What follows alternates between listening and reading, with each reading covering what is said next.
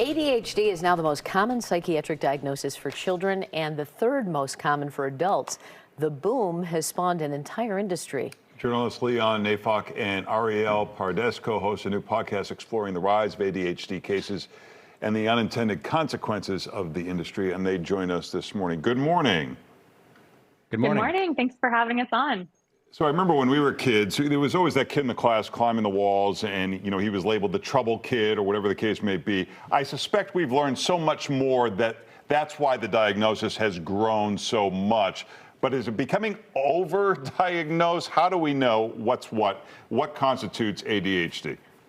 That's exactly the perfect way to ask that question. I think, as a society, we have steadily and admirably destigmatized this disorder, which is great because today kids who have ADHD benefit from widespread acceptance and understanding, which is very different from kids in the 80s and 90s, like you said, who were made fun of at school for being hyper or criticized by teachers for being dumb. The question is whether there's been a backfire. And we wanted to sort of test this proposition of when we look at the skyrocketing rates of diagnosis and prescription, is it possible that we have normalized this disorder and specifically the use of stimulant medication in a way that no one really intended? So, Ariel, are you saying that maybe this is being overdiagnosed? Is it, you think it's to push the medication, or is that a leap too far? That is certainly not a leap too far for some people. I mean, the pharmaceutical industry makes billions of dollars off of these medications. So that is certainly one theory. And there are psychiatrists who believe that we are overdiagnosing ADHD by simply categorizing these, very normal behaviors like forgetfulness or fidgeting as something that is, psychiatrically abnormal. But then there are other psychiatrists who will say, actually, we've gotten a lot better at catching ADHD in populations that have historically not been diagnosed with the disorder. So women, for example, have seen a huge jump in ADHD diagnoses in the last few years, and some psychiatrists call that a real win. Do we know the source? Is this completely genetic? Is it at all environmental, and can one grow out of it? That's a very key question as well. I mean, we all live in the modern world. We know what it feels like to have our attention pulled in a million directions. It's, way harder, I think, for a lot of people now to read for long periods of time because they're just so used to consuming content on Twitter or on TikTok. And I think a lot of the ways in which we maybe have changed in response to the technology we use can look a lot like ADHD, right? And the question, I think, is it the same thing to have ADHD-like symptoms and versus having ADHD for real? And does it make sense to treat ADHD-like symptoms that are essentially environmental with stimulants?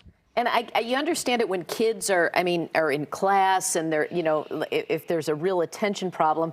It seems to be this wave of adults getting diagnosed with ADHD, and I keep thinking, geez, that sounds like me. That sounds like, it seems like a lot of the symptoms apply to almost everyone you know.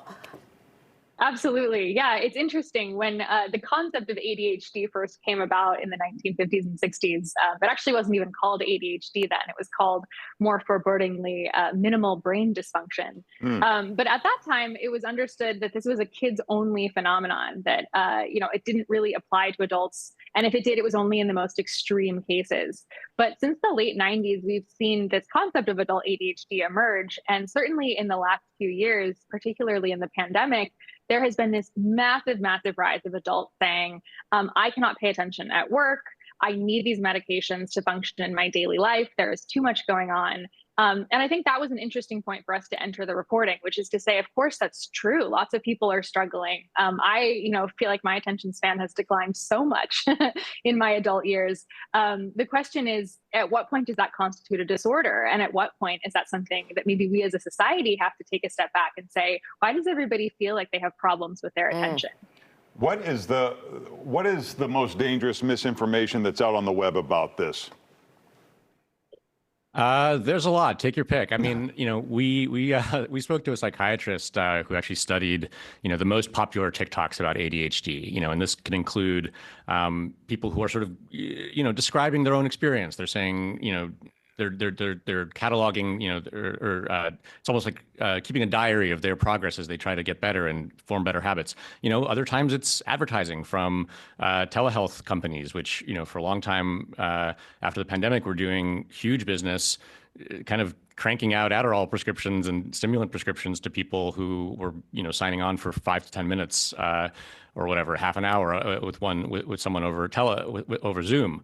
And I think, maybe the broadest thing I can say about what the biggest misconception is that it's something anyone can just kind of get one day. I think like the key part of the definition that psychiatrists kind of all agree on is that in order to have ADHD, you kind of have to have had it all your life. Like you have to be able to look back at your childhood and say, oh yeah, I had issues with this in class. And I think, as you referred to, like this explosion in adult ADHD, I think a lot of us, and I'll include myself in this, I've various times in my life, I think, well, what would really help is some Adderall. And I think we take it too lightly. I think that's the misconception. Well, it's fascinating. The podcast is Backfired: Attention Deficit. It's available on Audible. You can also follow Leon and Ariel on social media. Thank you guys for being with us. Thanks for having us. Thank you for having us.